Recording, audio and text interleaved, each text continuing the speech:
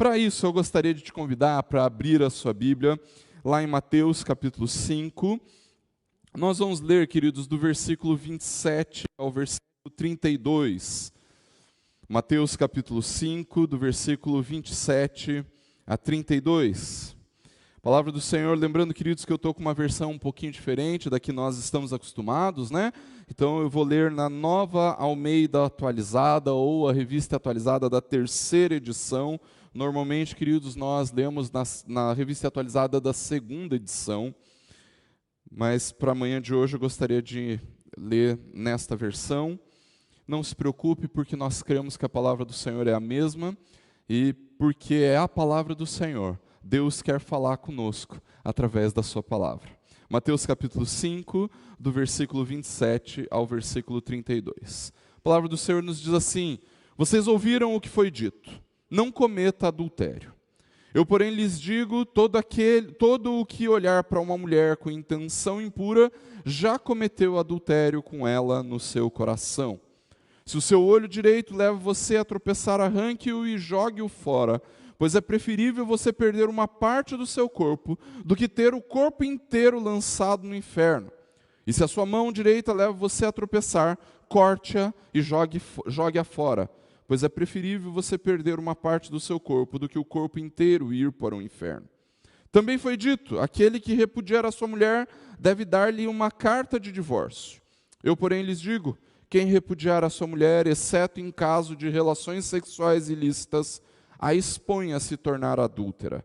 E aquele que casar com a repudiada comete adultério.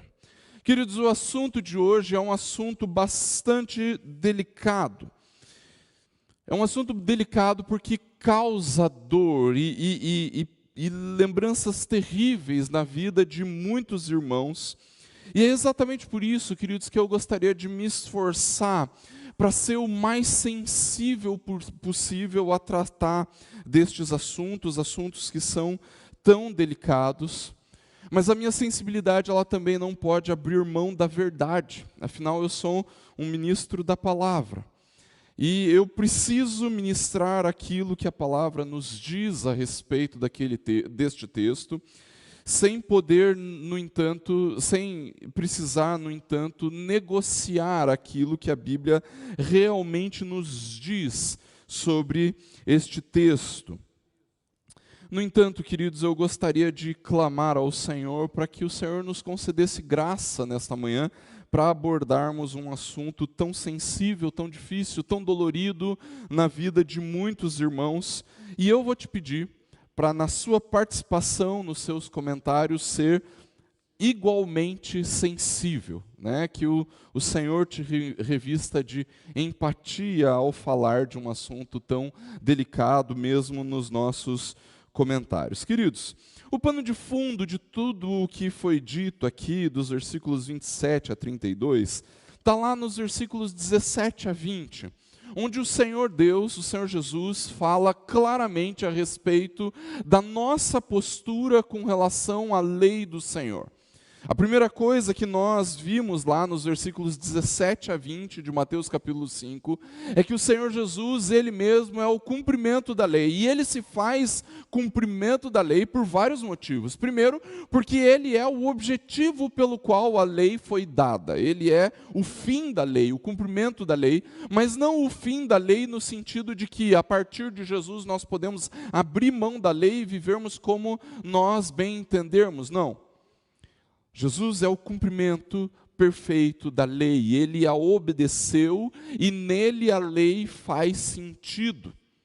No entanto, queridos, nós cremos também que Jesus é o cumprimento da lei, porque Ele capacita seus discípulos por uma operação do Espírito em nós, a vivermos a lei do Senhor com fidelidade.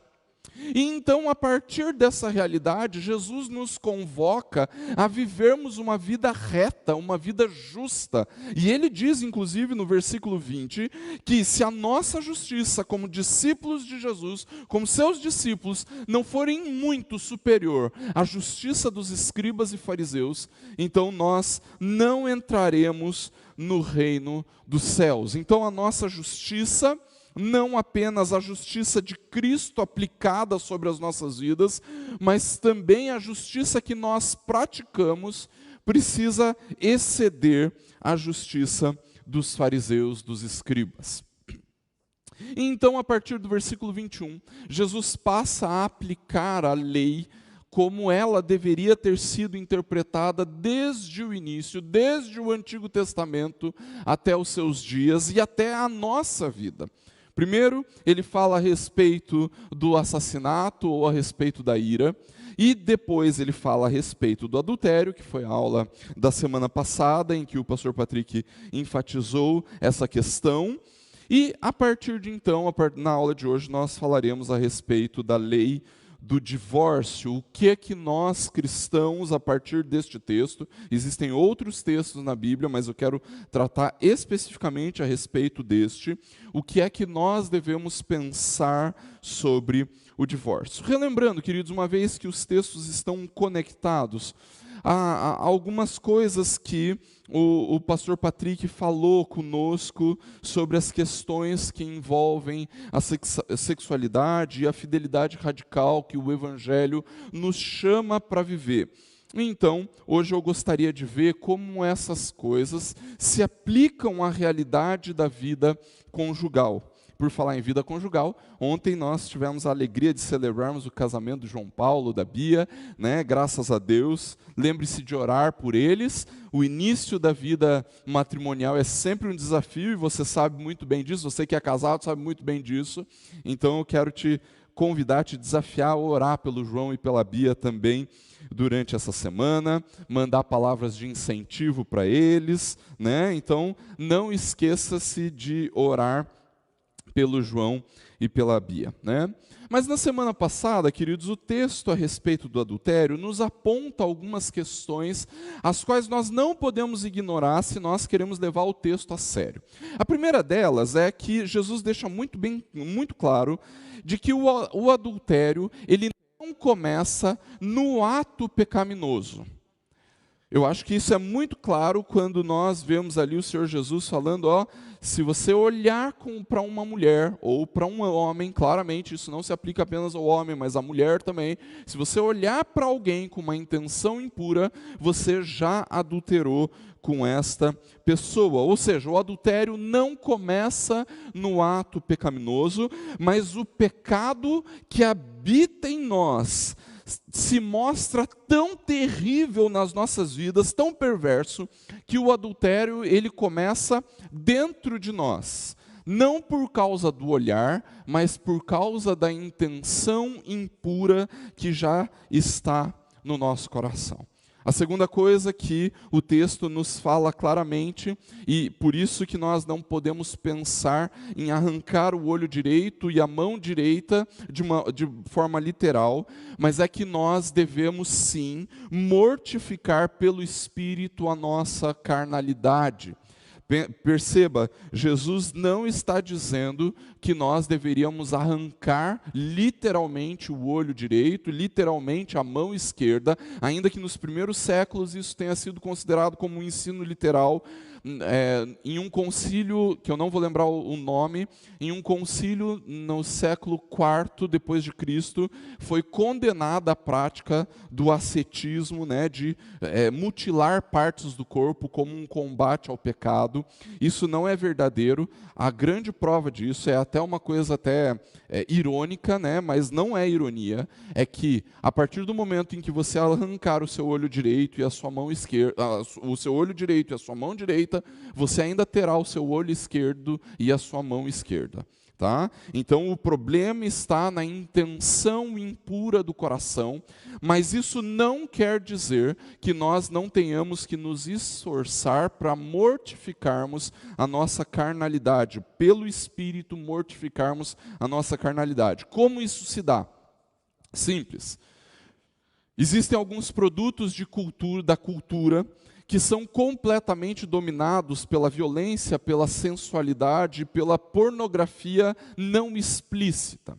E estas coisas, queridos, podem sim atiçar as intenções impuras do nosso coração, nos levando a adulterar. E é exatamente por isso que o Senhor Jesus fala que é melhor abster-se de consumir estes produtos culturais a ponto de pensarmos aí que nós podemos sim ficar ignorantes com relação a alguns tipos de produtos culturais que possam nos levar ao pecado, que possam aguçar a intenção impura dos nossos corações. Então, arranque da sua vida as coisas que atiçam as intenções impuras do seu coração, não as consuma, abra mão delas, porque, em terceiro lugar, a sua alma e o destino da sua alma é mais importante do que o seu entretenimento, é mais importante até do que o seu corpo, do que os seus desejos, do que a sua vontade. A sua alma e o destino final da sua alma é mais importante que todo o resto,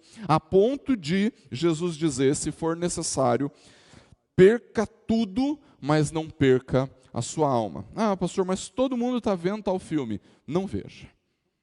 Não é porque todo mundo está vendo, está lendo. Né? Há uns tempos atrás, queridos, surgiu uma linha de livros de conteúdo extremamente pornográfico, e eu via os crentes conversando sobre esse livro, né? Principalmente as mulheres crentes conversando sobre este livro. O livro era uma pornografia em palavras, queridos. Terrível. E ainda assim eu via crentes consumindo esse tipo de literatura. Não faça isso, não faça. Há um direcionar do coração para esse tipo de coisa. No entanto, queridos, o texto ele se desenvolve, e a partir do momento que o texto se desenvolve, nós precisamos ver como essa realidade da fidelidade radical e da mortificação do corpo se aplica à realidade do casamento. Ou seja, nós precisamos aprender aquilo que Jesus nos diz sobre viver a justiça também no casamento. Lembre-se, o que Jesus estava fazendo aqui, queridos irmãos, não era simplesmente qualificar a lei de Moisés no Antigo Testamento. Jesus não estava comparando a sua interpretação com aquilo que a lei dizia. Não. Jesus estava comparando o que de fato a lei do Antigo Testamento dizia e aquilo que os fariseus interpretavam, os escribas e fariseus interpretavam dessa lei. Então, o propósito do nosso Senhor nunca foi corrigir o que a lei do Antigo Testamento dizia, mas o propósito do Senhor era corrigir a perversão e a interpretação falsa e o ensino enganoso que os escribas e fariseus vinham trazendo ao povo. Ou seja, o que Jesus estava fazendo era desmascarando a religiosidade e a piedade, entre aspas, perversa dos escribas e fariseus. E como é que Jesus faz isso? Jesus faz isso, vamos trabalhar do versículo 31 a 32, tá? O do 27 ao 30 era apenas um relembrar. Dos versículos 31 a 32, Jesus faz isso, mostrando aquilo que era dito pelos fariseus. Por isso ele diz, também foi dito. No versículo 21 ele fala assim, ó, vocês ouviram o que foi dito aos antigos. No versículo 27 ele fala assim, vocês ouviram o que foi dito aos antigos. E no versículo 31 ele fala assim, ó, também foi dito. Jesus não está fazendo uma referência à lei de Moisés, àquilo que Moisés disse na sua lei, mas àquilo que os fariseus e escribas diziam a respeito da tradição, né, ou da lei através da sua tradição moral. E o que foi dito é, aquele que repudiar a sua mulher deve dar carta de divórcio. E então, queridos, ao que Jesus estava fazendo referência? Jesus estava fazendo referência ao ensino dos fariseus sobre a lei de Moisés. E essa lei, queridos, eu vou até te convidar para ler comigo esta porção da palavra do Senhor. Está lá em Deuteronômio, capítulo 24, eu quero ler com os irmãos do versículo 1 ao versículo 4. Deuteronômio, capítulo 24, nós leremos, queridos, do versículo 1 até o versículo 4, só para que nós possamos entender Qual era a lei a qual os fariseus e escribas faziam referência ao pensar nessa ideia de aquele que repudiar a sua mulher deve dar-lhe carta de divórcio? Era uma referência ao texto de Deuteronômio, capítulo 24, dos versículos 1 a 4. Vamos ver o que a lei de Moisés, a lei do Senhor, a lei do Antigo Testamento dizia. Dizia assim, Deuteronômio capítulo 24, do 1 ao 4, a palavra do Senhor diz assim: se um homem tomar uma mulher e se casar com ela, e se ela não for agradável aos seus olhos por ter ele achado coisa indecente nela, e se ele escrever uma carta de divórcio e a entregar à mulher e a mandar embora, e se ela, saindo da casa dele, for e se casar com outro homem, e se este passar a odiá-la e escrever uma carta de divórcio e a entregar à mulher, e a mandar embora de sua casa, ou se este último homem que a tomou para si por mulher vier a morrer, então o primeiro marido dessa mulher que a mandou embora não poderá casar-se de novo com ela, depois que foi contaminada, pois é abominação diante do Senhor. Assim, vocês não farão pecar a terra que o Senhor, seu Deus, lhe dá por herança. Queridos, esse é um texto bastante difícil da gente entender, mas eu vou tentar resumir ele aqui.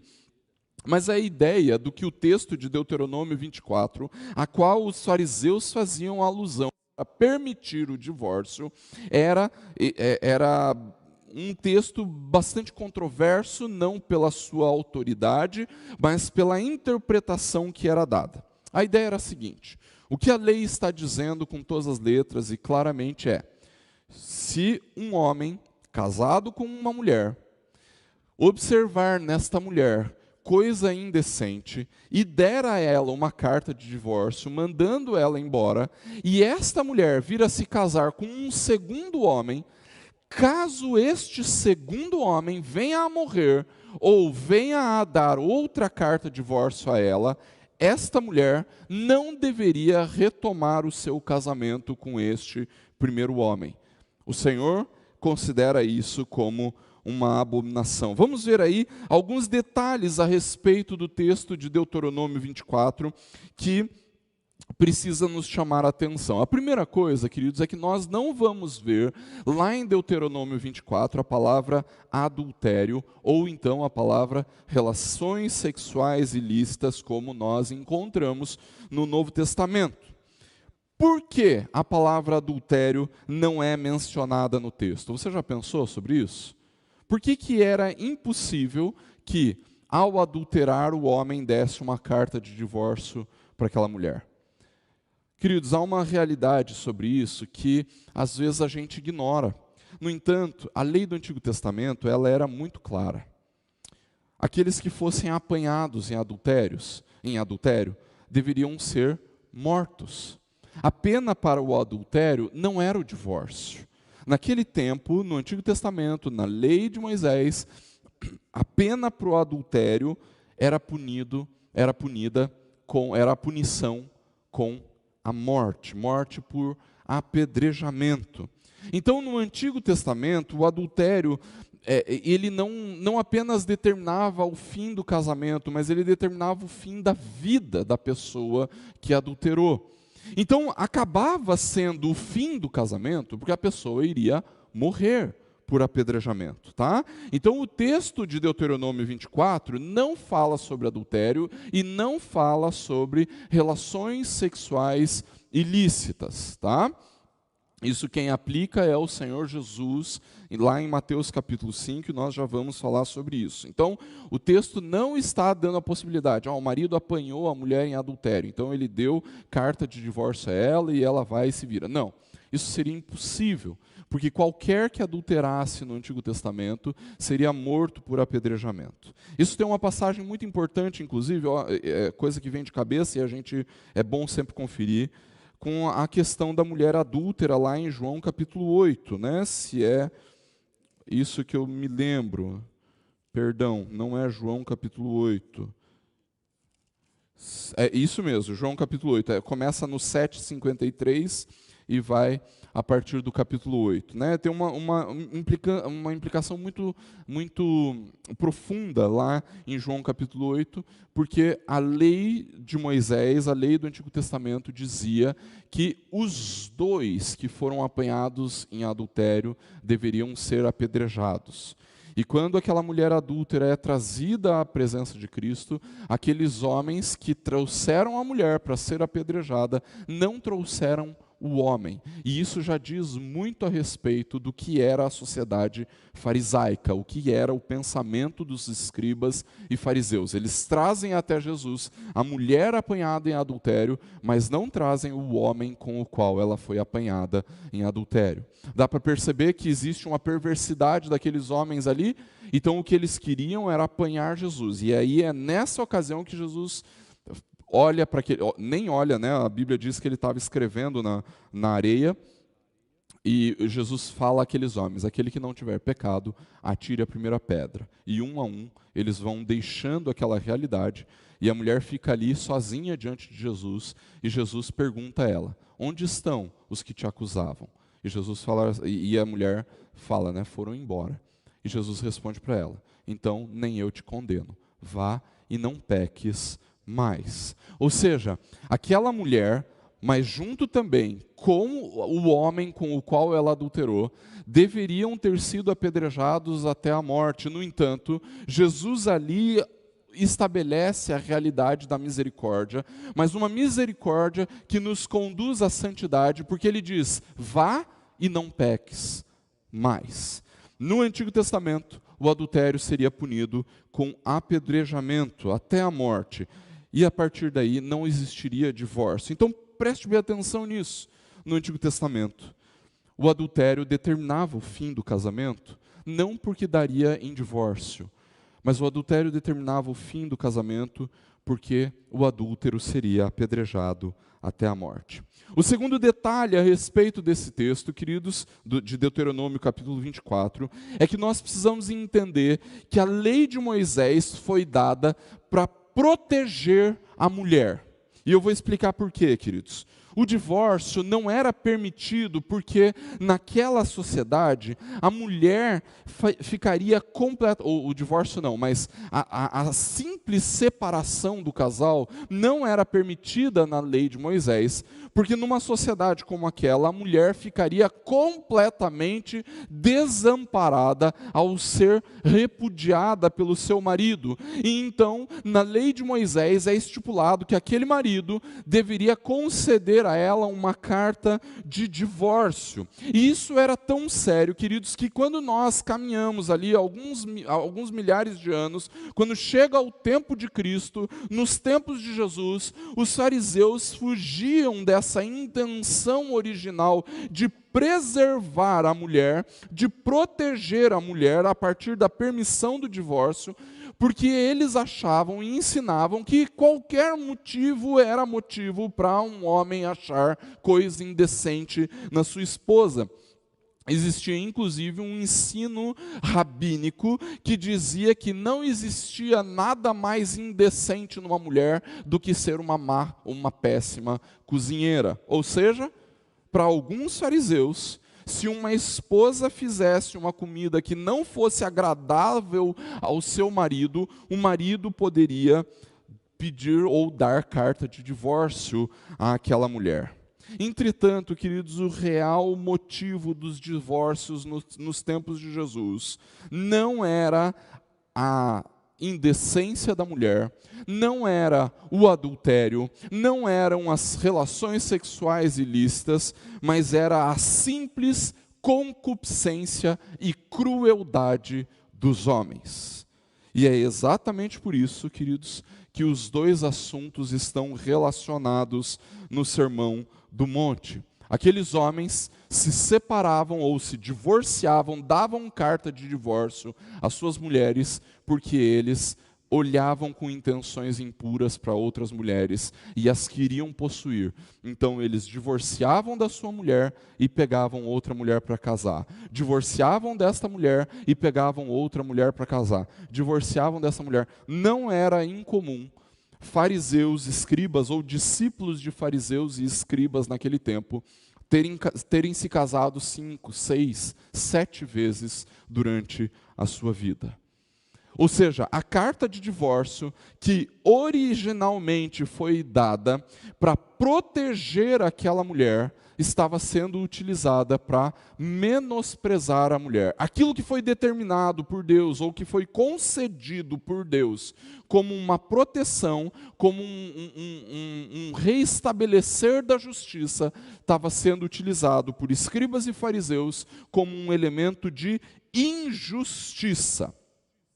E então, queridos, o texto de Deuteronômio 24, ele também nos aponta 3 princípios que são salientados a respeito da seriedade do casamento a partir do divórcio. A primeira coisa é que o divórcio estava limitado a algumas poucas determinadas causas. Ou seja, se existisse algum defeito que fosse natural, ou moral, ou físico na mulher, então o homem poderia apresentar diante das testemunhas, diante daqueles que organizavam a lei lá no Antigo Testamento, e ele deveria apresentar as provas pelas quais ele achava que a sua mulher tinha alguma coisa de indecente. Deixa eu até ver se o termo usado no capítulo 24 é indecente mesmo. Isso, né? Indecente.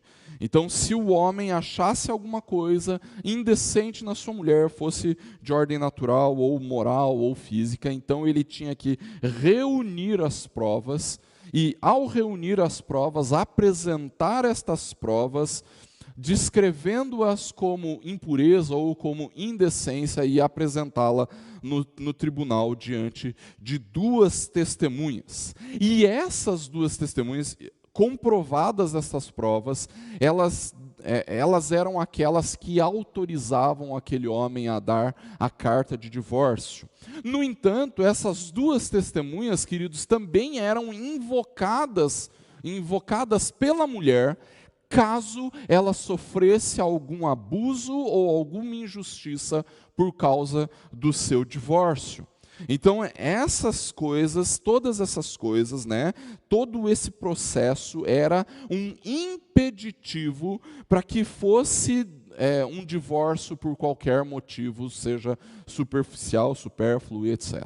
Tá? Então, isso está implícito naquele texto, a seriedade do casamento a partir da seriedade do divórcio. O segundo detalhe desse texto é que o homem deveria apresentar a carta, dar a carta de divórcio. Até a lei de Moisés, queridos, um homem podia simplesmente abandonar sua esposa por qualquer motivo que fosse, e com isso, obviamente, ela ficaria completamente desamparada. Havia, inclusive, a possibilidade das pessoas apedrejarem aquela mulher simplesmente por suporem que ela foi apanhada em algum adultério e o homem simplesmente abandonou ela.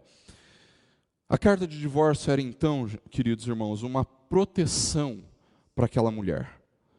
Era uma proteção, ela não podia ser morta, ela não podia ser apedrejada. Ela se divorciou do seu marido, não porque o marido encontrou nela adultério, mas porque o marido viu nela algo indecente. E, inclusive, aquela mulher, ela poderia, a partir daquela carta, invocar aquelas 2 testemunhas como uma proteção dela, para testemunhar em favor da mulher, caso ela fosse acusada injustamente.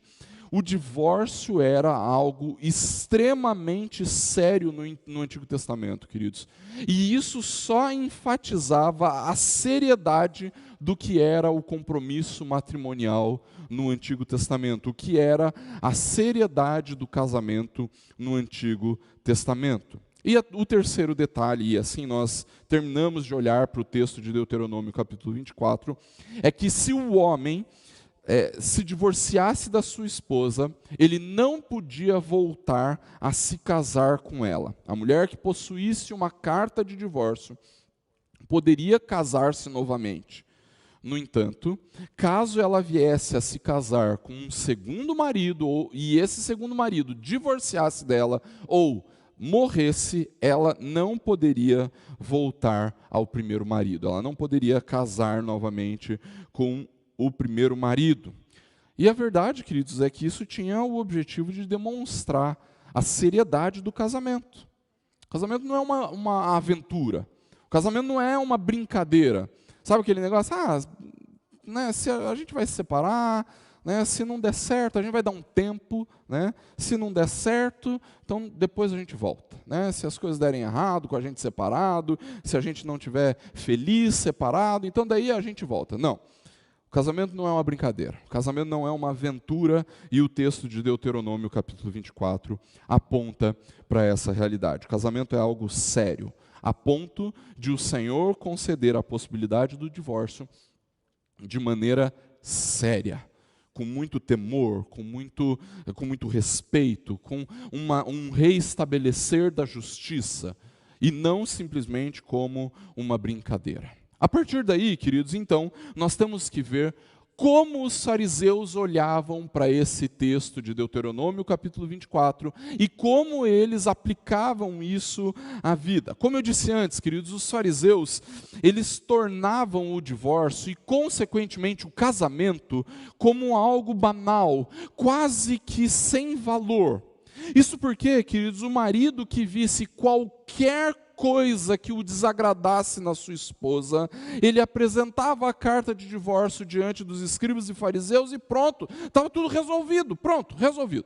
Né? Minha mulher errou no arroz e feijão essa semana, minha mulher queimou o arroz essa semana, carta de divórcio. Minha mulher quebrou um vaso lá em casa, carta de divórcio. Minha mulher passou no shopping e gastou mais do que devia, carta de divórcio. Minha mulher falou alguma coisa para minha vizinha, carta de divórcio. Queridos, os fariseus achavam que qualquer coisa era motivo indecente e digno do divórcio. Enquanto a lei de Moisés demonstrava a seriedade do casamento através da seriedade do divórcio, queridos, os escribas e fariseus estavam ensinando um casamento de brincadeira. Como eu disse antes, existiam homens que já haviam casado e separado 5 ou 6 vezes, simplesmente por causa dos maus desejos do coração. Olhavam uma mulher, cobiçavam essa mulher, separavam da primeira e casavam com aquela. Era tão somente uma desculpa para se divorciar. Qualquer motivo tolo ou insignificante podia ser usado como uma desculpa para o divórcio. E então, quando Jesus fala a respeito de divórcio, ele estava mirando nestas terríveis injustiças que os escribas e fariseus cometiam contra as mulheres e que, de certa forma, eram uma ofensa à justiça de Deus. Jesus não estava mirando na lei do Antigo Testamento, dizendo assim, olha, isso aqui não presta mais, eu que vou dizer qual que é a real para vocês. Não, não era isso que Jesus estava fazendo. O que Jesus estava fazendo era mirando na injustiça praticada por escribas e fariseus. Para os fariseus, só existia uma coisa importante numa separação conjugal: dar carta de divórcio. Dá carta de divórcio, vai liberando, né? Não tem mais que se preocupar, divorcia, se ela quiser ela casa de novo, e você também, se quiser, você casa de novo e etc. Para eles, apenas a carta de divórcio era o que precisava. No entanto, queridos, aquilo que havia sido dado como uma proteção contra a injustiça, vinha se tornando, por causa da maldade dos homens, uma tremenda injustiça. Aquilo que foi estabelecido ou concedido por Deus como um reestabelecer da proteção, da justiça, do cuidado, vinha se tornando, através do ensino dos escribas e fariseus, uma tremenda injustiça. O motivo nem sempre importava, desde que fosse dado carta de divórcio. Qualquer que seja o motivo, carta de divórcio, pega outra para você e está valendo. Essa era a perspectiva daquilo que ensinavam os escribas e fariseus. No entanto, queridos, Jesus fala, vocês ouviram o que foi dito. Eu, porém, lhes digo. E é a partir daí, queridos, que nós vamos ver o que a piedade e a seriedade do olhar de Cristo a respeito do casamento está expresso nesse texto. Os fariseus, queridos, claramente haviam perdido de vista o que era de fato importante no casamento, e com isso eles haviam pervertido a lei de Moisés nos seus dias. E para restaurar, irmãos, o princípio pelo qual a lei foi dada, Jesus retoma uma realidade que é anterior à lei de Moisés. Porque quando nós vamos para o Gênesis, quando o Senhor Deus dá a mulher em casamento ao homem, Ele diz: por isso, deixa o homem a sua casa, se une à sua mulher, e os dois se tornam uma só carne.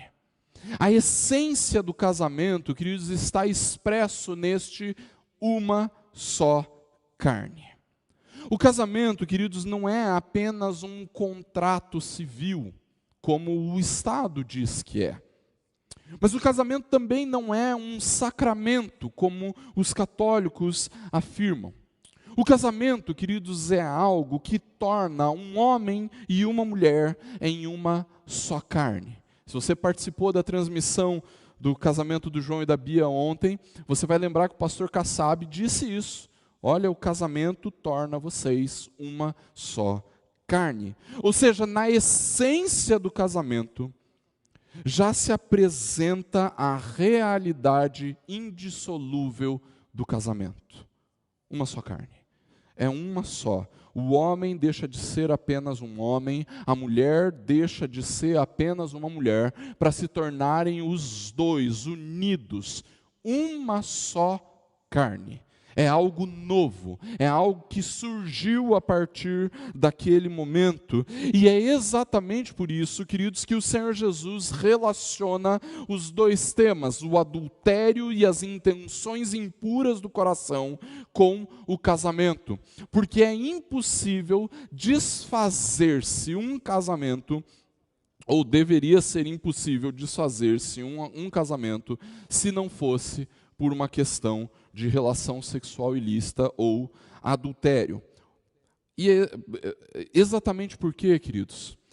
Quando existe o adultério de alguém que já é uma só carne, essa pessoa está se tornando uma só carne com outra pessoa. E aquilo não pode gerar esse tipo de confusão. Porque, na verdade, no momento em que há o adultério, há um rompimento desse elo, há um quebrar dessa aliança, desse pacto do uma só carne. E por isso o divórcio se torna legítimo a partir da pessoa que foi ofendida. Se o casamento foi estabelecido por Deus, queridos, então, e ele foi estabelecido para ser indissolúvel, a pergunta que nos vem à mente nesse momento é: se foi assim, se foi isso desde o princípio que o Senhor estabeleceu, por que é que Deus permitia o divórcio lá em Deuteronômio capítulo 24? Esse texto não nos diz isso claramente, mas quando nós avançamos lá para Mateus capítulo 19, queridos, então essa questão nos é respondida da seguinte forma: os fariseus indagam Jesus: olha, se não é para separar, então por que Moisés manda dar carta de divórcio? E vocês lembram da resposta de Jesus? Jesus diz claramente: o divórcio foi permitido por causa da dureza de coração de vocês. Ou seja, o divórcio foi permitido por Deus, queridos, não como uma obrigatoriedade, mas como uma concessão, porque o Senhor conhecia a dureza do coração humana. Ou seja, Deus não estava ordenando o divórcio, mas permitindo diante de algumas circunstâncias muito específicas. A lei de Moisés dizia que, caso houvesse o divórcio, o homem deveria dar carta de divórcio. Mas não que o homem e a mulher deveriam se separar. em divórcio, tá? A ideia por trás disso, queridos, envolve conceitos muito importantes para nós, que envolve o conceito do amor e do perdão. É impossível construir um relacionamento conjugal, queridos, sem amor e sem perdão. Afinal, ainda que existisse motivos para o divórcio, queridos, o incentivo da palavra e hoje do Evangelho é para que nós possamos aprender a amar e perdoar. Todos nós somos pecadores indignos, queridos. Todos nós, nenhum de nós é merecedor do amor e do perdão. No entanto, mesmo assim, mesmo sem merecimento, mesmo completamente culpados, nós fomos perdoados e amados por Deus. E o princípio por trás do casamento é exatamente esse, queridos. Não é, se não der certo, separamos. Não. Se as coisas não estiverem dando certo, então, o que a palavra nos incentiva é: ame e perdoe. Ame e perdoe. Ame e perdoe. É diante disso, queridos, que o Senhor Jesus estabelece um único motivo para o divórcio. E ele diz com clareza, versículo 32, em casos de relações sexuais ilícitas. Vou registrar a participação da Lucilene. Olha que legal isso que a Lucilene nos escreve aqui, queridos.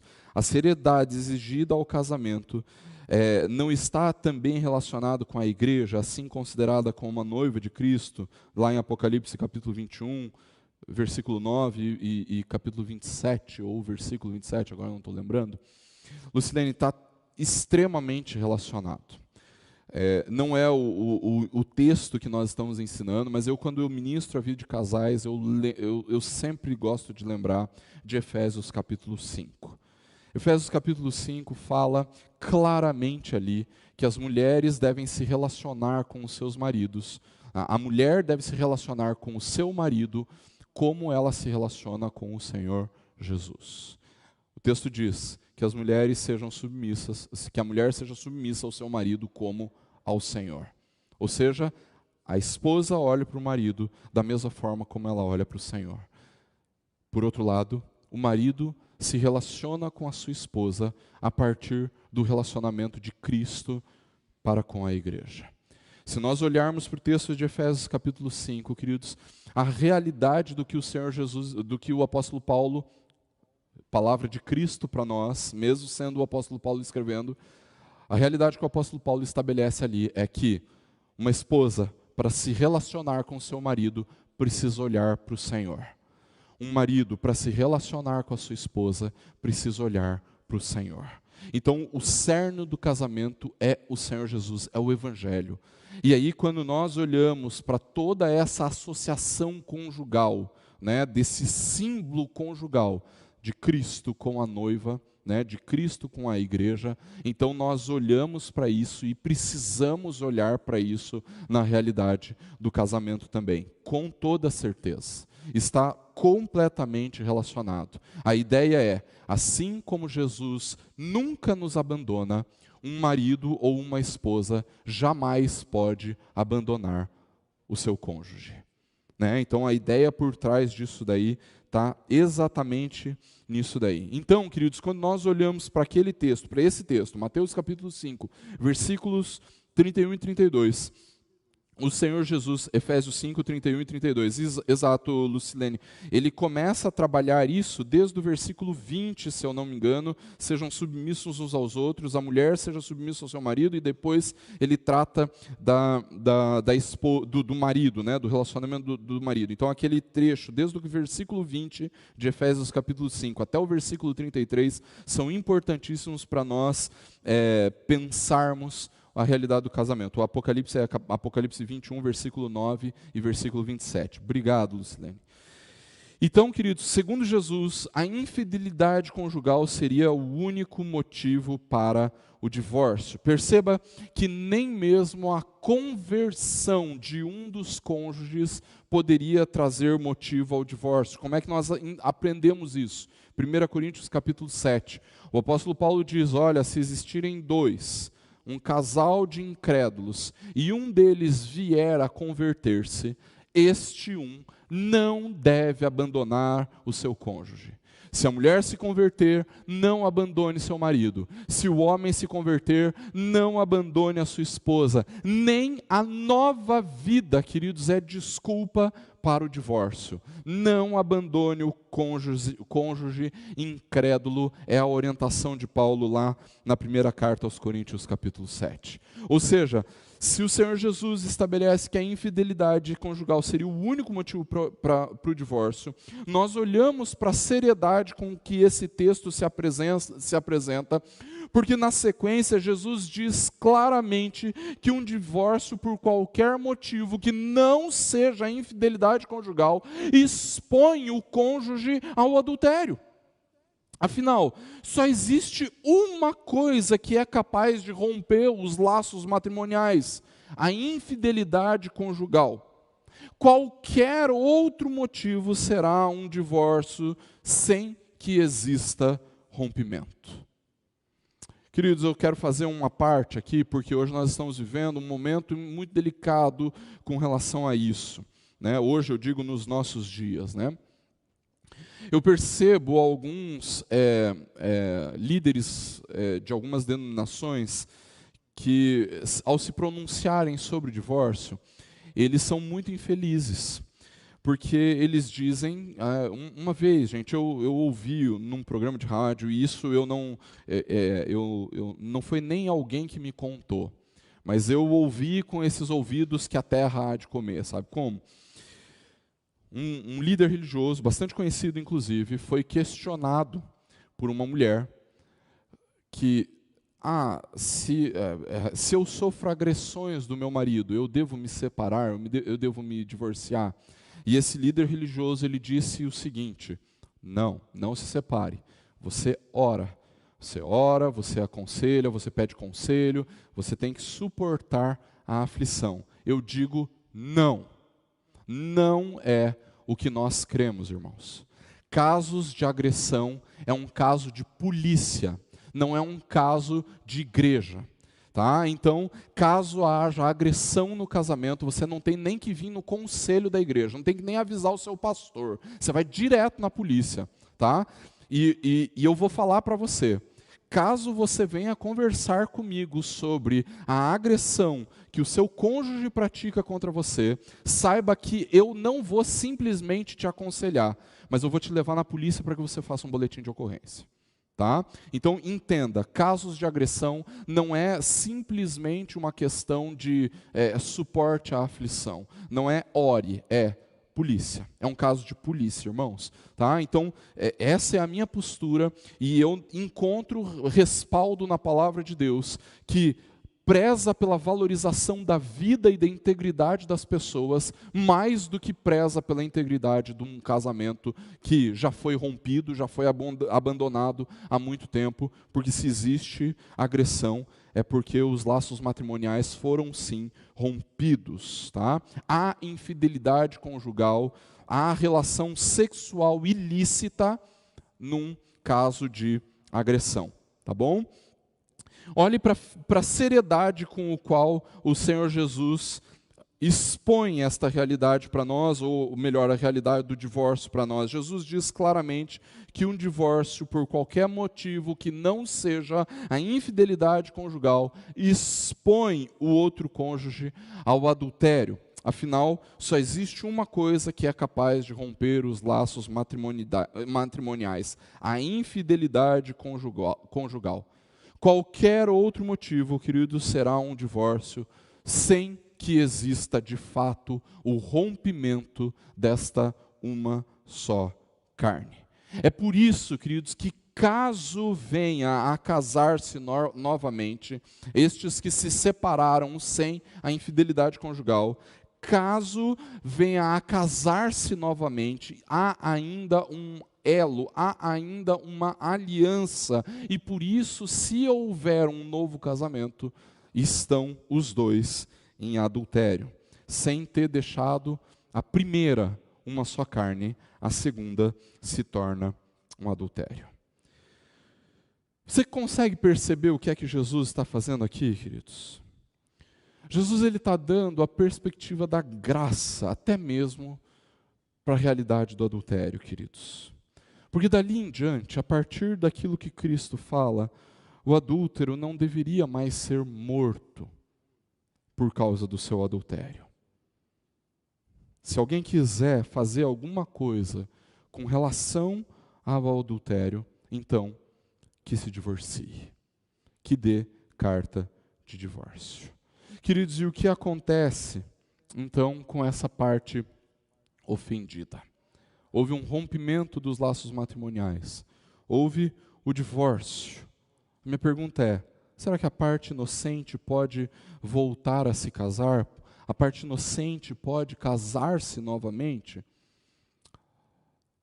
Queridos, o divórcio, quando legítimo, zera tudo. O divórcio, quando legítimo, ele põe fim a este vínculo anterior. E então, a parte ofendida pode sim contrair um novo matrimônio. Pode se tornar uma só carne nova com outra pessoa. Então, a parte ofendida tem o direito de se casar novamente, se assim o quiser. Mas, pastor, e quanto à parte culpada?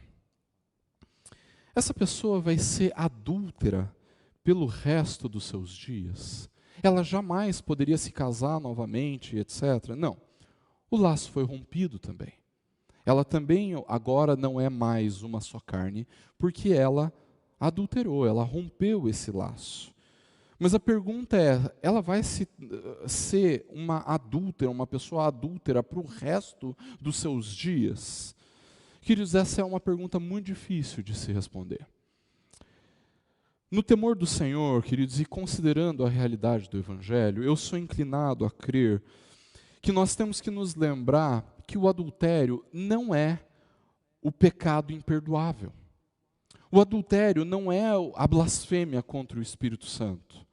Então eu realmente creio que se alguém se arrepender profundamente, se arrepender verdadeiramente do seu pecado de adultério, percebendo a perversidade do seu coração, percebendo a maldade do seu pecado, então, a partir daí, se entregar aos cuidados do amor do Senhor, se entregar aos cuidados da misericórdia e da graça do nosso Deus, então eu creio que sim, esta pessoa pode estar segura do perdão de Deus e recomeçar a sua vida apesar do adultério. Queridos, nós estamos concluindo. Alguns minutinhos aí e vamos concluir. Falar do divórcio, queridos, é sempre muito complicado, porque muitas pessoas ficam ofendidas, é um tema extremamente sensível. Algumas pessoas vão se lembrar das experiências dolorosas que passaram no casamento, e algumas outras vão pensar, puxa, pastor, eu não teve adultério no meu casamento, mas mesmo assim nós viemos a nos separar. Queridos, nós temos que olhar para o que o texto diz, e por mais que seja uma realidade muito delicada, uma realidade muito sensível, queridos, nós não podemos negociar a verdade. E é justamente por isso que, caso você tenha ouvido alguma coisa que te fez ficar com dúvida, que te fez ficar com um sentimento de pesar a respeito daquilo que a palavra do Senhor nos disse nessa manhã, então eu quero te convidar para não se rebelar, para não simplesmente rejeitar aquilo que a Bíblia diz a partir da sua experiência. Não. O meu conselho para você é, eu e os demais pastores estamos prontos para conversar com você a respeito da sua situação, daquilo que você pensou sobre tudo isso, né? Eu sei que eu estou atraindo mais trabalho para mim, pastor Lucas e pastor Patrick, mas nós estamos aqui para isso, para servi-los, para orarmos, para pensarmos a partir da palavra de Deus aquilo que você tem vivido, tá? O que eu não desejo é que você saia pesaroso do seu relacionamento com a palavra, tá? O divórcio é algo extremamente dolorido, que provoca profundas mágoas no coração e que nos derrubam por completo quando vem a acontecer numa família próxima, numa família que nós amamos e que dirá na nossa própria família, tá?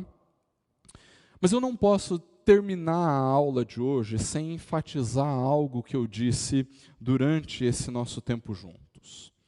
Queridos, se a palavra nos dá um único motivo para o divórcio, as relações sexuais ilícitas, a mesma palavra nos dá infinitos motivos para permanecermos casados. Os motivos do perdão, da graça, da misericórdia, do pacto que pode ser reestabelecido, do amor, do compromisso, da responsabilidade de um com outros, do desejo de viver a realidade juntos. Não caia na armadilha do mundo que diz que é impossível perdoar o adultério. Não é. O Evangelho nos diz que é possível perdoar o adultério e restaurar o casamento. E eu vejo isso na realidade do próprio Deus. Por várias ocasiões no Antigo Testamento, os profetas olham e dizem ao povo do Senhor que eles eram como mulher adúltera, como prostituta. E ainda assim, o Senhor envia o seu Filho e perdoa o seu povo. O adultério não é imperdoável. O adultério, queridos, a partir do adultério, é possível sim reestabelecer, restaurar a união conjugal, experimentar a realidade do perdão, a realidade do amor, a realidade da graça, a realidade da cura. Queridos, ao longo dos anos do meu ministério, eu vi o Senhor restaurando muitos casamentos, muitos. E mesmo que a ofensa que tenha sido praticada contra você seja grande demais, lembre-se, a ofensa que você praticou contra o Senhor é infinitamente maior. E ainda assim, o Senhor te perdoou. Mesmo assim, o Senhor exerceu perdão sobre a sua vida. No Evangelho, queridos, o Senhor restaura casamentos. No Evangelho, queridos, o Senhor restaura uniões conjugais rompidas. Na realidade do perdão, da graça, da misericórdia de Deus, nós encontramos motivos suficientes para exercermos o perdão, a graça e a misericórdia para aquele que tenha falhado conosco. Ainda que seja adultério, a melhor opção não é o divórcio. A melhor opção continua sendo o perdão e a restauração. Queridos, apesar do tema delicado, apesar das sensibilidades do nosso coração que são afetadas quando nós olhamos para textos como esse, nós não somos, pelo Senhor Jesus, incentivados ao divórcio. Ao contrário, nós somos incentivados à seriedade do casamento. Nós somos incentivados a vivermos a justiça no casamento, a justiça de Cristo, que Ele nos capacita a vivermos na realidade do casamento. Por isso, o divórcio nunca deve ser a primeira opção, mas sim o perdão e a restauração com base no Evangelho. E dessa forma, queridos, nós encerramos a nossa aula de hoje, clamando para que o Senhor nos fortaleça, a todos nós casados, né? Que o Senhor nos faça viver o perdão, a reconciliação, a graça, a misericórdia dentro do casamento. em primeiro lugar, na realidade do casamento. E que assim, queridos, nós sejamos incentivados e encorajados a dizermos a este mundo: não, o divórcio não é a melhor opção. A melhor opção continua sendo a restauração no Evangelho.